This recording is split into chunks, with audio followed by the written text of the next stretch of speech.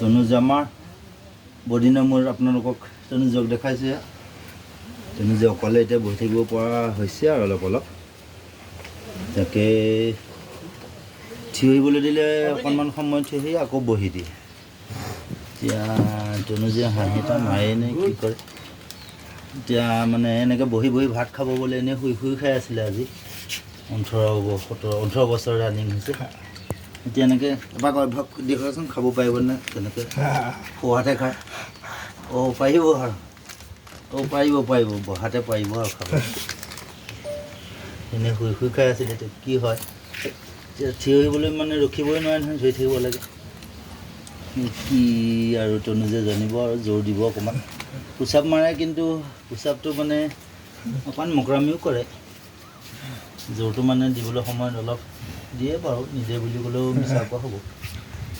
জোৰ দিয়ে। বাকী এতিয়া ভগৱানে সহায় কৰক, আপোনালোকে আশীৰ্বাদ কৰক। তনুজে যেন একদম ধুনীয়াকৈ উঠি ঘূৰি পূৰা দৌৰি ফুৰিব পাৰে, চাইকেল চলাই ফুৰিব পাৰে, স্কুল যাব পাৰে। স্কুল যাব ধুনীয়া ভাল ল'ৰা। এতিয়া বহিব পৰা হৈছে ছাপৰ্ট দি। অঁ কোৱা কিবা, তুমি একো নোকোৱা, কৈ দিয়া সেইফালে কোৱা। অঁ বাই কৈছোঁ, ধুনীয়াকৈ এতিয়া খাব পাৰিব আৰু ন? অঁ পাৰিব ধুনীয়াকৈ।